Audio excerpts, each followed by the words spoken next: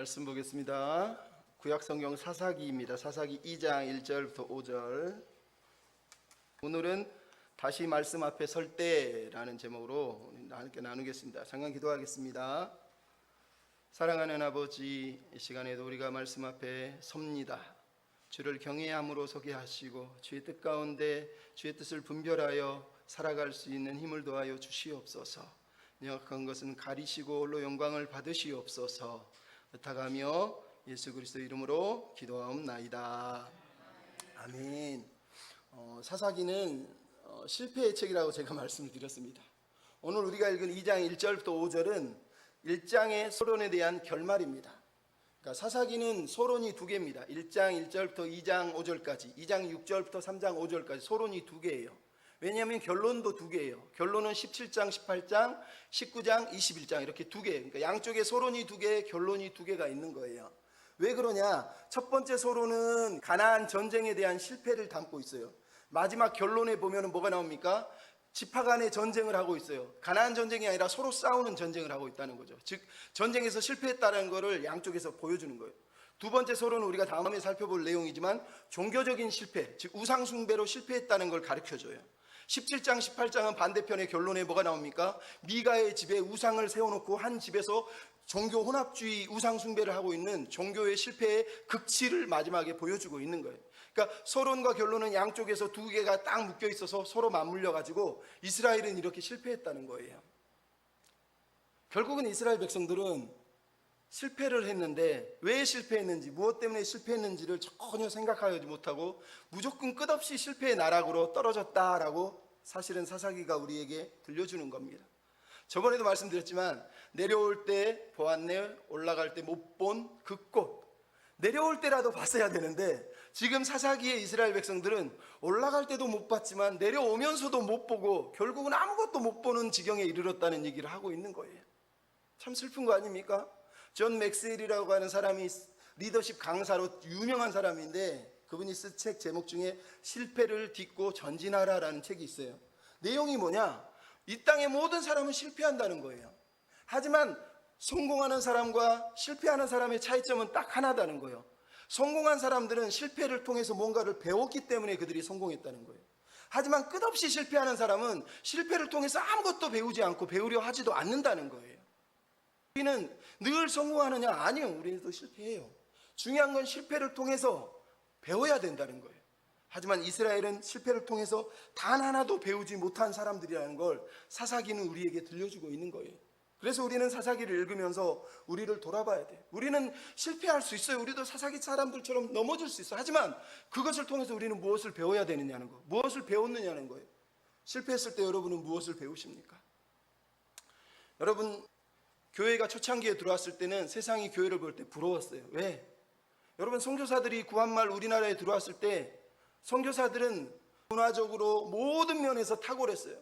이 가난한 찌든 나라에 교회도 세워주지, 학교도 세워주지, 병원도 세워주지, 최고의 문화를 그 당시 교회가 가지고 있었어요. 우리 어렸을 때, 아니 여기 권사님들 계실 때 어떻습니까? 교회는 세상에서 제일 재밌었어요. 세상 문화보다 더 앞서갔어요. 막 기타도 치고 노래도 부르고 막 춤도 추고 세상이 못하는 걸 막 보여줬어요. 탁구장도 교회에 있었고 막 사람들이 모여서 즐거웠거든요. 근데 지금은 교회는 세상 문화를 따라갈 수가 없습니다.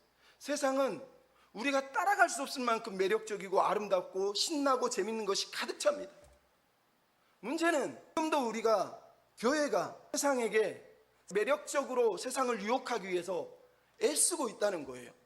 여전히 우리는 문화적으로 이길 수 없는데 자꾸 문화적으로 세상 앞에 유혹을 보이려고 해요.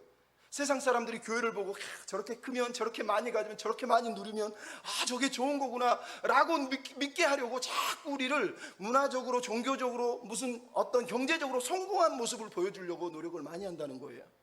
하지만 지금은요, 세상은 그거 보고 돌아오지 않습니다. 아무리 이 땅의 교회가 세계에서 제일 큰 교회 1, 2, 3, 4등이 우리나라에 있어도 세상은 교회를 보고 손가락질 하는 거예요. 왜? 너희가 돈이 없어서 손가락질 하는 게, 너희가 가난하다고 손가락질 하는 게 아니에요. 너희가 복을 못 받았다고 손가락질 하는 게 아니라니까요. 복 받았다고 그러면서, 은혜 받았다고 그러면서 그 뻘짓을 한다고 손가락질 하는 거예요. 그럼 성경이 우리에게 말하는 거예요. 여전히 교회는 잘못된 방식으로 세상을 향해서 복음을 전하려고 하는 거예요. 교회가 세상에서 보여줘야 될 내용은 문화적인, 종교적인, 경제적인 크기가 아니에요. 성공이 아니에요. 예수님이 뭐라고 그랬습니까? 너희의 착한 행실을 보고 사람들로 하나님께 영광을 돌리게 하라는 거예요. 언제나 교회에게 하나님이 요구한 건 딱 하나였어요. 예수 믿는 사람은 삶 속에서 삶으로 선한 행실을 통해서 하나님께 영광을 돌리도록 해야지. 그들이 설령 안 믿을지라도 하나님 믿는 사람은 다르구나라는 걸 삶으로 보여주는 거라는 거예요. 근데 여전히 이스라엘 시대의 사사기 시대의 백성들처럼 이 땅의 교회들 또한 세상을 유혹하기 위해서 우리가 많이 가지고 많이 누리고 많이 뭔가를 소유하면 사람들이 하나님께 영광을 돌릴 거라고 믿는 착각 속에 살고 있다라는 거예요. 그것이 이스라엘의 실패의 이유예요. 하나님이 이스라엘에게 요구한 건 가나안 땅에서 제일 많이 가지고 제일 많이 누리면서 살라고 말씀한 게 아니라 하나님의 백성답게 삶으로 하나님의 백성다운 삶을 보여주며 살라고 요구하셨다니까요. 근데 이스라엘 백성들은 그것을 잊어버린 거예요.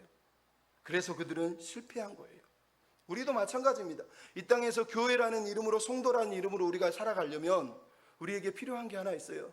세상의 유혹을 이겨낼 힘이 필요합니다. 어떻게 이겨낼까요? 호모의 일리아드 오디세이 중에 오디세이를 보면은 그게 나와요. 옛날에 제가 한번 들려준 적이 있는데, 트로이 전쟁을 마친 오디세우스라고 하는 장군이 지중해를 지나서 자기 고향으로 돌아갑니다. 근데 지중해 한 섬에는 사이렌이라고 하는 반신 반인 요정이 있었어요. 이 사이렌이라는 이 요정은 이름 그대로 사이렌, 즉 소리를 내서 사람들을 유혹하는데 너무너무 놀랍고 아름다운 노래를 부르기 때문에 뱃사공들이 그 섬을 지날 때마다 그 사이렌의 소리에 유혹이 돼가지고 감각을 잃어버리고 어디로 가는지 향방을 잃어버리고 결국은 섬에 부딪혀서 배가 박살이 나서 자초돼서 다 죽어가는 거예요. 근데 오디세우스라고 하는 이 장군은 그 소문을 알고 있었어요. 그래서 이 사이렌 지역을 지나가야 되는데 사이렌의 이 유혹을 이기기 위해서 고민하다가 생각한 게 모든 선원들의 귀에 밀랍으로 귀를 막아서 소리를 못 듣게 하고, 그리고 자기가 지휘관인데도 배 기둥에다가 몸통을 꽉꽉 묶어서 자기조차도 흔들리지 않도록 몸통을 묶고 그 섬을 빠져나옵니다. 사이렌이 아무리 노래를 불러도 유혹이 안 되니까 결국은 사이렌이 스스로 자살을 해서 죽어버려요. 여러분, 이 유화 속에 들려주고 싶은 게 뭡니까? 세상을 이길 힘은 그런 거예요. 말씀의 진리의 기둥에 우리 몸을 꽉 붙잡아 매고 하나님의 말씀만 붙잡고 세상의 귀를 가리고 하나님의 음성의 귀를 기울이는 삶을 살아가는 것이 필요한 거예요. 나아가 여러분, 우리가 세상 앞에 하나님 믿는 자로서 삶을 보여줘야 돼요. 옛날에 미국의 서부 개척 시대의 몬타네라고 하는 주에서 몇 명의 무리들이 금광을 찾으러 갔어요. 산에서 열심히 금광을 찾다가 드디어 금광을 발견하고 엄청난 금광을 발견하게 된 거예요. 하지만 그들은 아무것도 준비하지 않고 왔기 때문에 모여서 회의를 했습니다. 야, 우리 돌아가서 마을에서 음식 많이 준비하고 장비 많이 준비해서 내일 다시 돌아오자. 그리고 마을로 내려갔습니다. 그 대신 아무에게도 얘기하지 말자는 거예요. 아무에게도 말하면 안 된다는 거예요. 그리고 마을에 내려가서 이제 그날부터 먼저 배를 채우고 그 다음에 음식을 차고 장비를 사고 이래서 모든 걸 막 준비하고 그 다음날 돼서 약속 장소로 다 같이 만나기로 한 그곳에 갔어요. 근데 갔더니 세상에 그 마을 100여 명의 마을 주민들이 다 모여 있는 거예요. 너무 놀래가지고 지휘하던 사람이 당신들 왜 여기 왔습니까? 당신들 따라가려고 왔죠. 우리가 어디를 가는지 알고 옵니까? 우리 속이지 마세요. 우리는 다 압니다. 너무너무 화가 났어요. 그래서 주변 무리들한테 모아놓고 얘기했어요. 누가 얘기했냐? 누가 가르쳐 준 거냐? 아무도 안 가르쳐 준 거예요. 아니 여러분, 아무도 당신들한테 얘기를 안 했는데 어떻게 우리가 금강을 찾으러 가는 줄 알고 우리를 쫓아옵니까? 그랬더니 그 사람들이 얘기했어요. 당신들 얼굴을 보니까 알겠습니다. 그렇게 행복한 얼굴로 사는데 어떻게 모릅니까? 막 금강을 발견한 기쁨을 가지고 사는데 어떻게 모르냐는 거예요. 여러분, 이게 복음을 믿는, 하나님을 믿는 사람들의 삶의 모습인 거예요. 여러분, 봇이 막 나 향기 있어, 벌 이리 날아와. 꽃은 그렇게 하지 않아요. 꽃이 향기를 품고 있으면 벌이 알아서 날아오는 거예요. 여러분, 복음을 전한다는 거, 예수 믿으세요, 불신지요, 천당, 그것도 필요하지만 진짜 하나님이 요구하는 건 선한 삶을 통해서 내 인생에 예수 그리스도의 향기를 듬뿍 담고 살면 벌이 날아오는 거예요. 얼굴에 보여야 된다니까요. 삶에 보여야 된다니까요. 예수 믿는다며요. 가진 거 가지고, 든 거 가지고, 높아진 것 가지고 예수를 자랑하면 그건 실패하는 거예요. 삶 속에서 보여줘야 돼요. 제가 주일학교 때 제일 좋아하는 찬양 중에 하나가 있어요. 얼굴에 가득 미소를 그리고 마음에 듬뿍 사랑을 담았어. 예수님 모르는 친구들에게 오늘도 내일도 복음 전하리. 예수님, 나의 예수님, 내 맘속에 오셔서 능력으로 함께 하소서. 여러분, 재밌으라고 하는 게 아니라 가사를 보세요. 얼굴에 가득 미도를 가득 담고 살면 그게 시작이에요. 그게 시작. 예수 믿는데 왜요? 얼굴에 미소를 담고 나아갈 때, 삶으로 노래할 때, 말씀의 기둥에 꽉 붙들려서 하나님의 말씀을 붙들고 살 때 세상을 이길 힘을 얻는 거예요. 오늘 우리가 읽은 이 사사기의 실패 이야기를 통해서 우리가 배워야 될 건 그거예요. 우리가 어떤 노래를 부리고 어떤 삶의 모습으로 이 땅을 살아내야 되겠습니까? 따라서 하시죠. 말씀의 사람이 됩시다. 말씀의 사람이 된다는 건 말 그대로 말씀의 생명을 거는 사람이 되어야 된다. 우리가 아까 부른 찬양이 똑같아요. 오늘 본문 이스라엘의 실패 이야기의 2장 1절부터 5절은 하나님의 사자를 보내서 하나님이 이스라엘 백성들을 책망하면서 너희들 어찌 그랬느냐 하시는 하나님의 아픈 마음이 들려와요. 근데 이 말씀 속에서 우리에게 주의할 내용이 뭡니까? 하나님이 여호와의 사자를 보냈다는 거예요. 하나님은 여전히 사사이신 왕이세요. 여전히 하나님은 왕이세요. 하나님은 판단하시고 결정하시고 하나님은 심판하고 계시는 분이라는 걸 우리에게 보여주고 있잖아요. 하나님은 여전히 왕으로 우리에게 명령을 하시는 분이에요. 우리는 그분의 신하이고 그분의 종이고 그분의 백성인 것이지 우리가 왕이 아니라는 거예요. 더 중요한 건 오늘 본문에 하나님이 하나님의 사자 메신저를 보냈다는 거, 사신을 보냈다는 거예요. 여러분, 여기서 중요한 건 여호와의 사자가 누구냐가 아니에요. 어떤 사람이 이게 예수님 아닐까? 이게 천사인가? 여러분, 오늘 본문이 강조하는 건 여호와의 사자가 누구냐가 아니라 여호와의 사자가 전한 말씀, 메시지가 중요하다는 거예요. 그 메시지 때문에 이 사람이 여호와의 사자라는 것을 우리가 중요시 여기게 된다라는 거예요. 무슨 얘기인지 아시죠? 여러분, 내가 기름 부음 받았어. 어떤 장로님, 어떤 목사님 그럽니다. 그래서 어쩌라고요? 기름 부음 받은 건 아무 의미가 없어요. 성경에 왜 거짓 선지자가 나온 줄 아세요?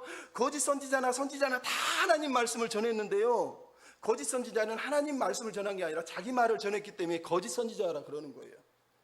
기름 부음 받는 사람이 중요한 게 아니라 그가 전하는 입의 말이 하나님의 말씀일 때 그 사람이 하나님의 종인 거예요.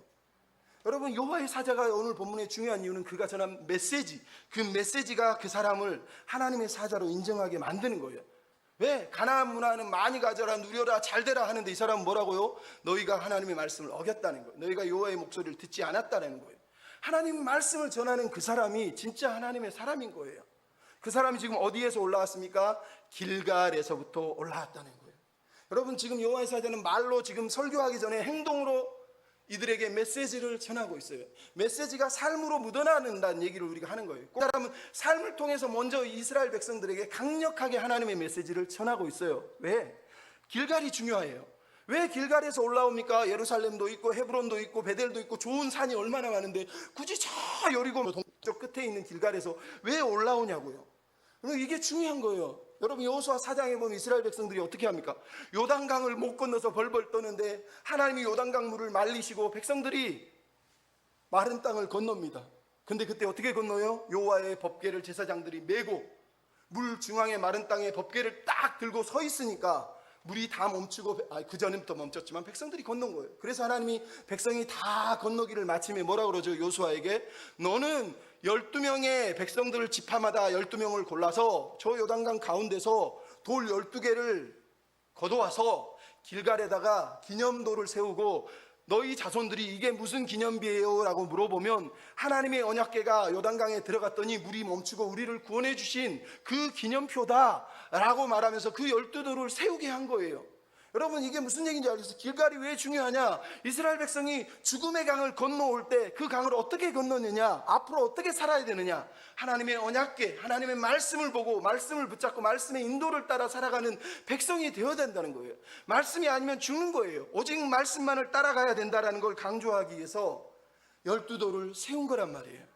이게 중요한 거예요. 하나님은 여전히 언약의 하나님이시고 이스라엘 백성은 여전히 언약의 백성이에요. 왕의 언약의 약속을 받았다면 언약의 백성답게 그들은 말씀만 보고 살아야 되는 거예요. 근데 여호수아 5장에 보면 넘어가면 길갈에 무슨 일이 이제 벌어집니까? 길갈에서 12조를 세우고 바로 앞에 여리고가 보이고 적들이 막 벌벌 떨면서 저놈들이 우리를 치러 왔구나 하는데 하나님이 무슨 명령을 내렸습니까? 길갈에서 너는 이스라엘 백성 남자들을 다 할례를 행하라. 일주일 동안은 이스라엘 백성들이, 남자들이, 장정들이, 군사들이 다 할례를 받았다는 거예요. 옛날에도 말씀드렸지만 길갈은 놀라운 장소예요. 왜? 하나님의 꿈이, 하나님의 나라가 처음 계시된 그 자리에서 제일 먼저 한 일이 자기 생명을 내어놓은 거예요. 바로 앞에 적들이 있는데, 여리고가 있는데, 당장 쳐들어올 적들이 저 앞에 있는데 일주일 동안 들어 누워서 할례를 하고 누워 있는 거예요. 우리는 죽었어. 누가 순종할 수 있습니까? 이스라엘 백성이 순종했다는 거예요. 이스라엘 백성이 순종했다는 거예요. 그들은 길갈에서 타협하지 않았어요. 변명하지 않았어요. 합리하지 않았어요. 적들이 있는데 우리는 곧 죽어요. 하나님 어떻게 이런 걸 시켜요? 아무도 그렇게 얘기하지 않았어요. 하나님이 명령하니 다 할례를 받고 그 자리에서 일주일 동안 누워버렸어요. 우린 죽었습니다 한 거예요. 그러면 여기서 길갈에서 올라온 이유가 바로 이거예요. 출애굽을 시켜서 요단강을 건너서 하나님의 나라 약속의 땅에 처음 발을 내디딘 그 자리가 길갈이에요. 하나님은 거기서 하나님 나라를 꿈꾸면서 하나님 꿈꾸는 언약 백성은 이래야 된다라고 시킨 게 할례란 말이에요. 할례가 뭐예요? 아브라함에게 얘기하잖아요. 언약 백성은 다 할례를 받아야 돼요. 하나님과 약속을 지키겠다 맹세예요. 맹세를 어떻게 했다고요? 죽음으로 맹세한 거예요. 우리는 죽어도 지키겠다는 거예요. 길갈에서 이스라엘 백성들은 그렇게 했었다는 거예요. 그게 첫 자리예요. 첫 자리. 하나님 왜 길갈에서 여호와 사자를 보냈을까요? 왜 길갈에서 올라오냐고요? 바로 이 얘기를 하는 거예요. 길갈을 기억하라는 거예요. 하나님의 언약궤, 하나님의 말씀에 목숨을 걸고 하나님의 명령에 목숨을 걸고 너희를 내어놓았던 그 자리, 하나님이 꿈꿨던 그 비전의 자리로 다시 돌아가서 그 하나님의 마음을 배우라고 길갈에서 올라오는 거예요. 그게 중요하다는 얘기를 하고 있는 거예요. 나아가서 그가 이제 말씀을 선포하죠. 뭐라고 말합니까? 내가 하나님이 하신 일 세 가지를 얘기하죠. 내가 너희를 출애굽시켰다. 내가 너희를 약속의 땅에 들여보냈다. 내가 너희와 영원한 언약을 맺었다. 세 가지를 얘기했어요. 하나님의 은혜를 기억하라는 거. 하나님의 은혜의 말씀이 지금 선포되는 거예요. 그 여호와의 사자가 와서 하나님이 얼마나 너희를 사랑하셨는지, 그 출애굽, 그 목했던 노예 생활을 정리하고 출애굽시키신 하나님의 은혜 뿐만 아니라 아브라함에게 약속했던 그 긴 세월의 약속을 이루셔서 너희로 가나안 땅을 밟게 하신 은혜, 우리 같은 연약하고 미약한 사람을 언약 백성으로 삼아서 언약을 맺어주신 은혜, 이 은혜를 기억하라고 얘기를 하고 있는 거예요. 은혜의 백성이 된다는 건 그래서 언약 백성이 된다는 거. 언약 백성이 된다는 게 뭐냐? 언약의 말씀을 붙들고 언약의 말씀대로 산다라는 의미예요. 그게 하나님의 우리를 향하신 마음이에요. 제가 옛날에 한번 얘기했지만 미국의 팀 하스라고 하는 건설회사를 세운 하영록이라고 하는 분이 계세요. 젊어서 너무 사업이 잘 되는데 어느 날 갑자기 도로에서 운전하다가 심장이 멈춰서 그냥 그 자리에서 쓰러졌어요. 병원으로 간신히 실려갔지만 실려가서 5개월 동안 심장 이식 수술을 받지 않으면 죽은다 그래서 5개월을 기다렸어요. 근데 5개월을 기다려서 드디어 심장이 딱 돌아와서 그날 심장 이식 수술을 받으려고 하는데 바로 옆 병실에 한 여인이 누워있는데 자기랑 똑같은 심장이 필요한데 이 여자는 심장을 못 구했다는 거예요. 그래서 이 사람이 물어봐요. 저 사람은 심장 이식을 못 받으면 어떻게 됩니까? 이틀 안에 죽습니다. 내가 못 받으면 어떻게 됩니까? 길면 한 달, 좀 늘어질 수도 있습니다. 하지만 빠르면 일주일입니다. 이 목사님이 병원에서 성경을 읽다가 잠언 31장 20절을 읽으면서 감동을 받았어요. 너는 곤고한 자와 가난한 자, 어려운 사람들을 도와주며 살아라. 그래서 누워서 기도했대. 하나님, 내가 나를 고쳐주시면 이웃을 위해 살겠습니다. 그렇게 고백을 했는데 갑자기 옆에 병실에 한 여인이 심장이 없다는 거예요. 이 여인은 이틀 후면 죽는데 자기는 짧으면 일주일이래요. 나는 5일이 더 있네. 선생님, 내 심장 저 여자한테 주세요. 왜? 하나님이 내게 말씀하셨다는 거예요. 너 그 심장 저 여자한테 주면 안 되겠니? 너 그 심장 주면 안 되겠니?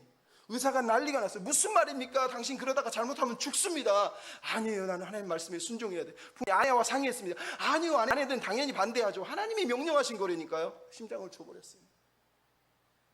그리고 그 여자는 살았어요. 그리고 이분은 이틀 후에 쓰러져서 무의식 상태로 식물인간처럼 들어 누웠어요. 근데 하나님의 은혜로 3주 만에 심장 이식 수술을 다시 받게 돼요. 여러분, 근데 이 사람이 그리고 나서 나중에 심장 이식 수술을 2번이나 받고 2016년에 심장을 또 이식 수술을 받게 되는데 친한 친구인 목사님이 그러더랍니다. 당신에게 왜 이렇게 놀라운 은혜들이 많이 벌어지는 줄 알아? 글쎄, 난 잘 모르겠는데. 그랬더니 그 친구가 그래요. 그건 팀 당신이 결정적인 순간마다 하나님의 말씀에 순종했기 때문이야. 하나님의 말씀에 순종했기 때문이야.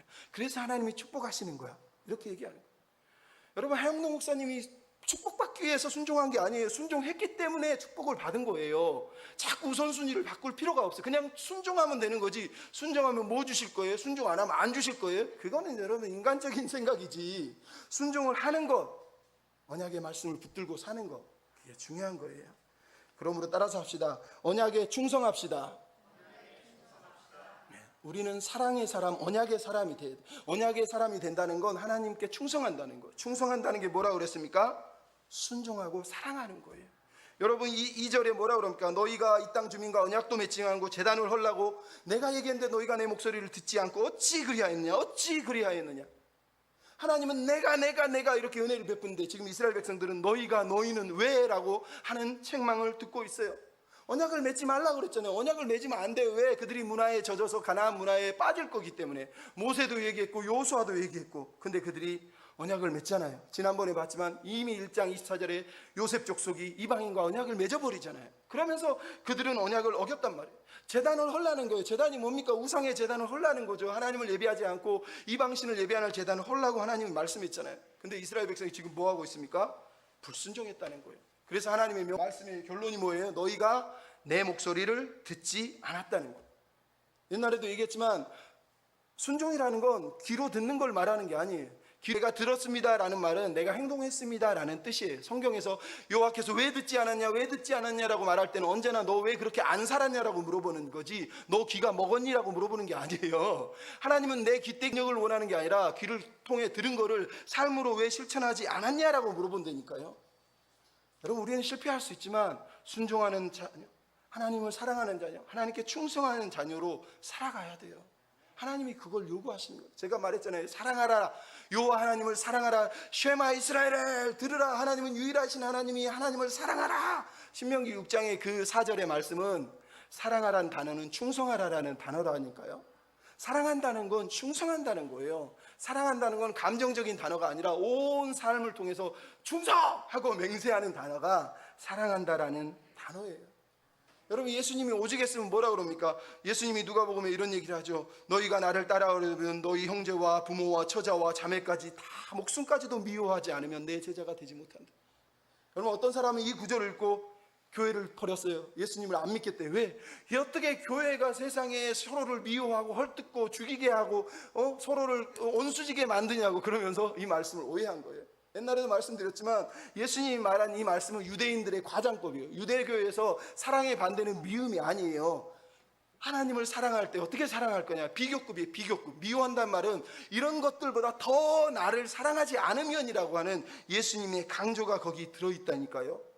그 말은 결국은 나를 사랑하고 나를 더 사랑하고, 예수님이 베드로에게 했던 것처럼 이 사람들보다 이것들보다라고 한 것처럼 더 사랑하는 삶을 말하는 거예요.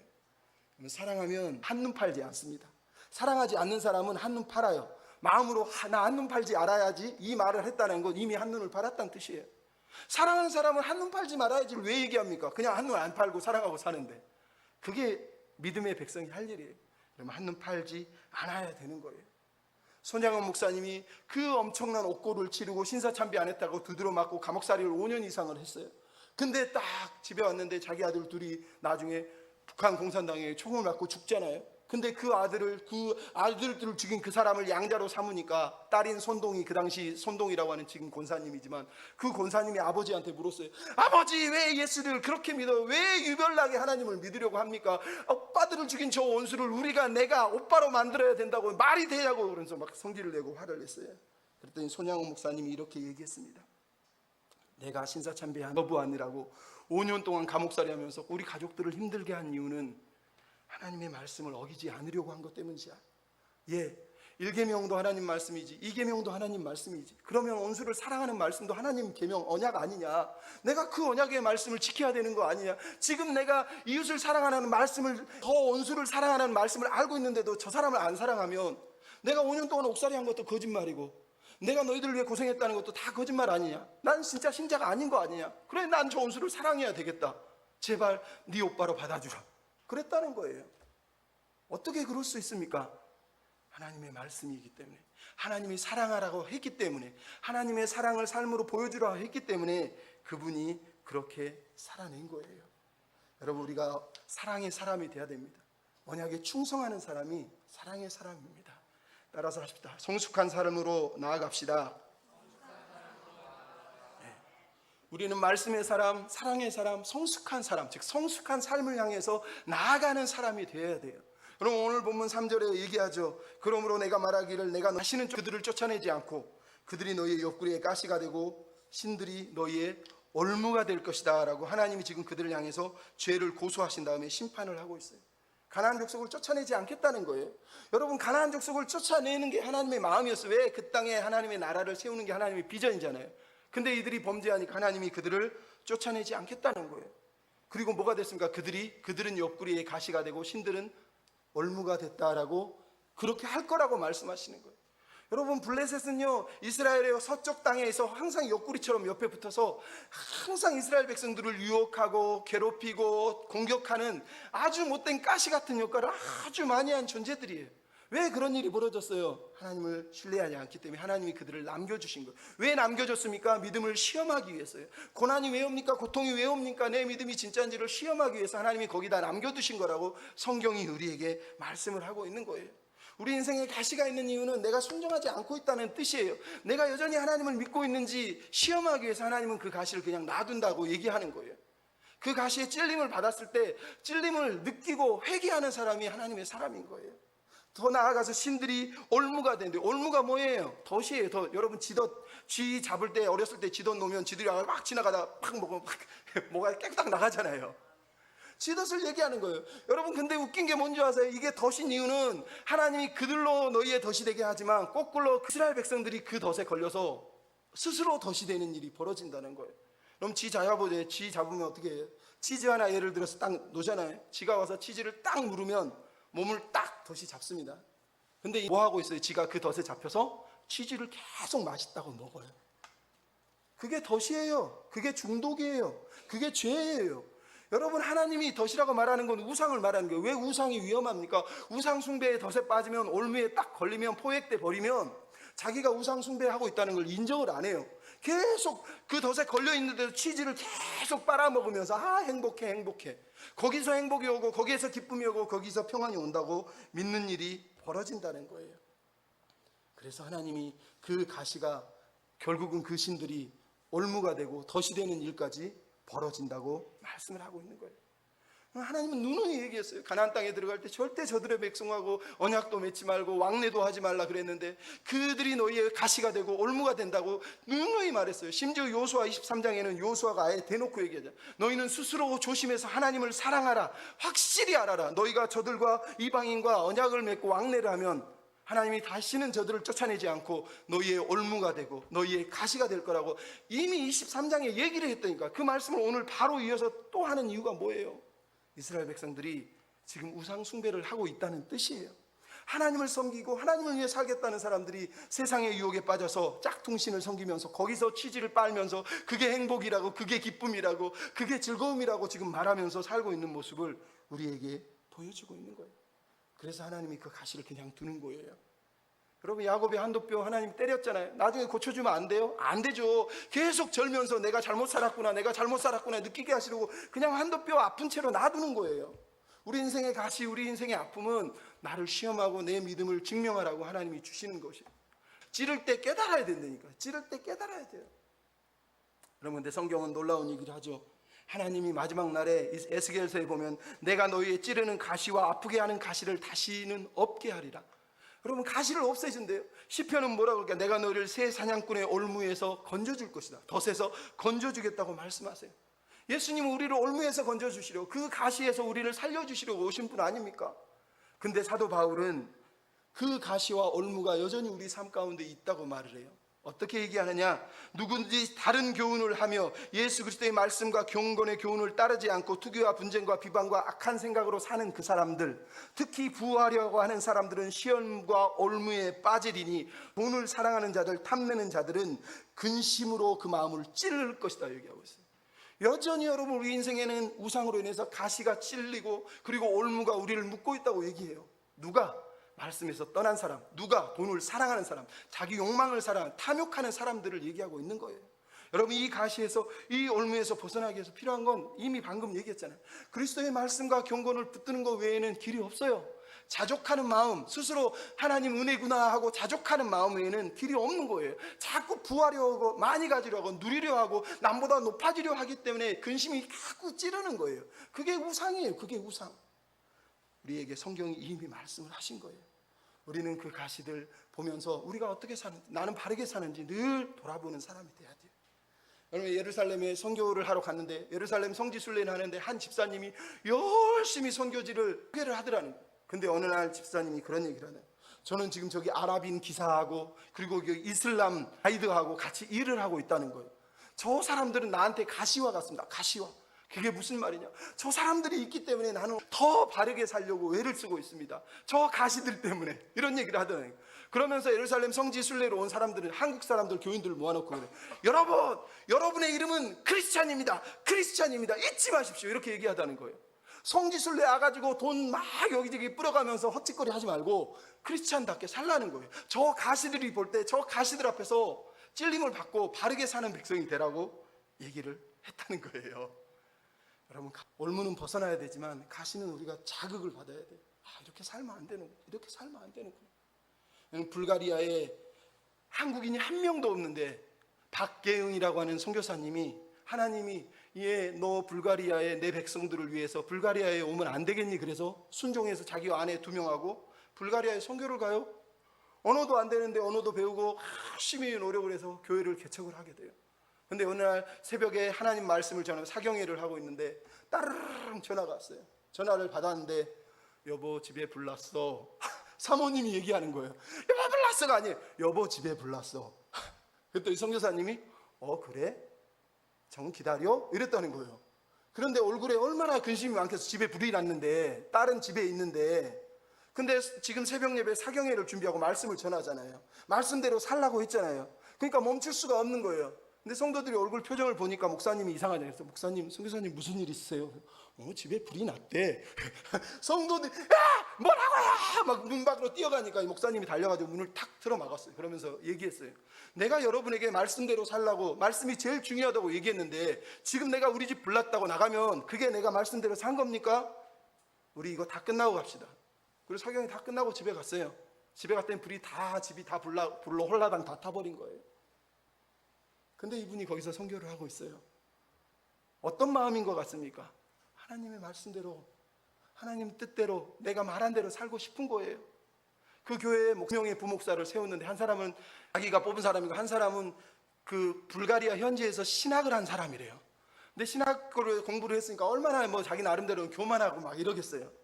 근데 교회가 너무 힘들잖아요. 불가리아 한인들도 없는데 불가리아 사람들 몇 명이나 예수 믿겠어요. 모여서 교회를 하는데 다른 건 안 하는데 이 목사님이, 선교사님만 없으면 강단에 서서 11조 드릴 필요 없습니다. 11조는 잘못된 겁니다. 11조는 필요 없는 겁니다. 이거는 신약에는 없는 겁니다. 막 이러면서 설교를 하는 거예요.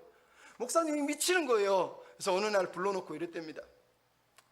목사님, 당신이 배운 거 말고 성경을 붙들고 기도해봐. 그리고 나서 일주일 후에 11조 안 해도 된다 생각하면 하지 마.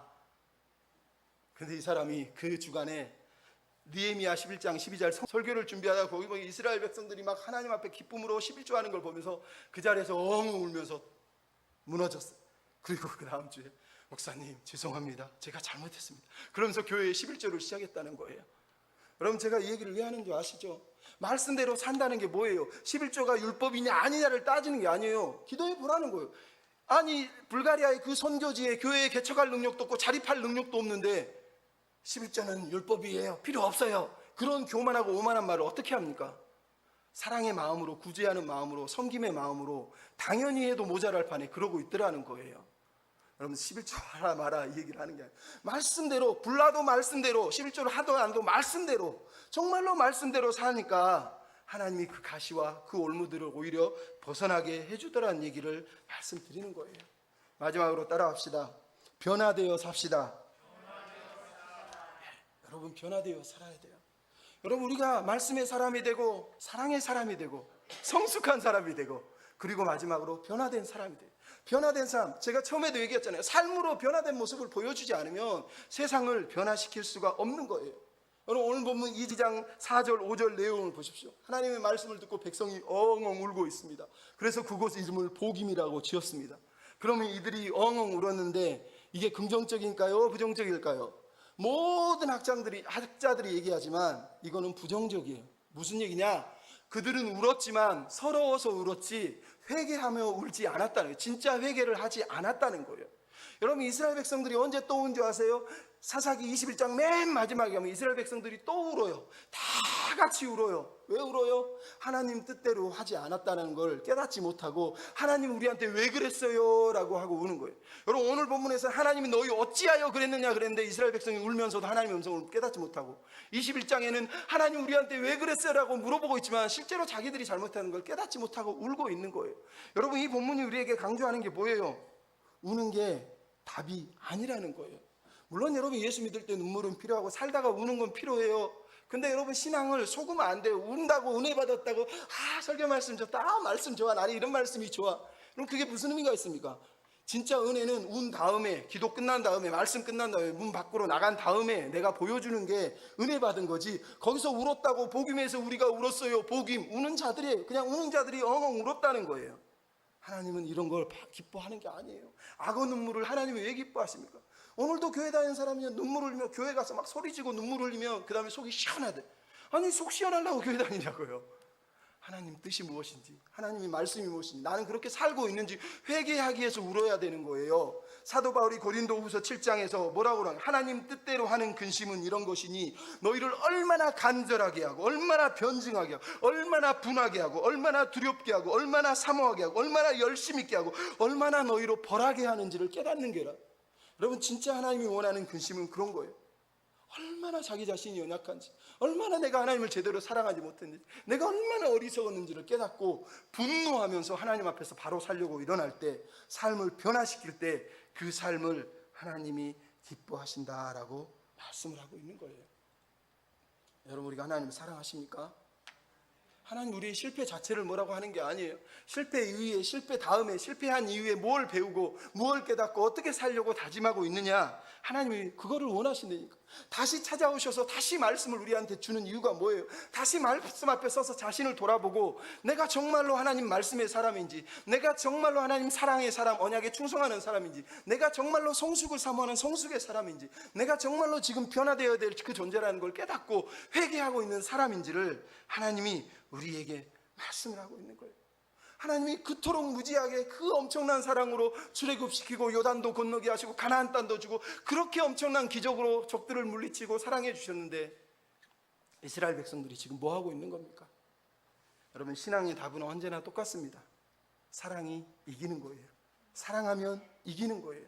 하나님을 진짜 사랑하면 시험도 이기고 실패도 넘어설 수 있고 우상도 딱 단호하게 과감하게 내어버릴 수 있는 거예요. 여러분, 우리가 아는 어메이징 그레이스를 쓴 존 뉴턴이라고 하는 목사님이 자기 아내에게 쓴 편지가 있습니다. 한번 들어보시겠습니까?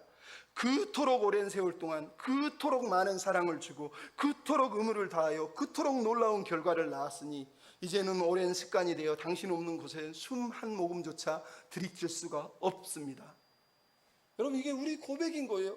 하나님이 그토록 오랜 시간 동안 그토록 많은 사랑으로 그토록 많은 열정을 다해서 그토록 많은 사랑을 해주셨다면, 우리가 하나님을 사랑하는 게 습관이 돼서 하나님 없이는 숨조차 쉴 수 없는 사람이 돼서, 하나님 감사합니다, 나 말씀의 사람, 사랑의 사람, 성숙의 사람, 변화된 사람으로 말씀 붙잡고 살게 해주십시오, 이렇게 기도해야 되지 않겠습니까?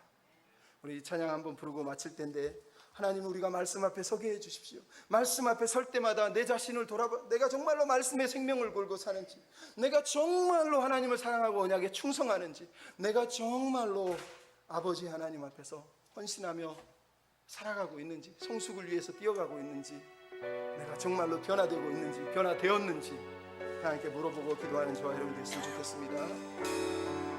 하나님 말씀에, 하나님 말씀에, 하나님 말씀에 두려워 떠는 자, 그 말씀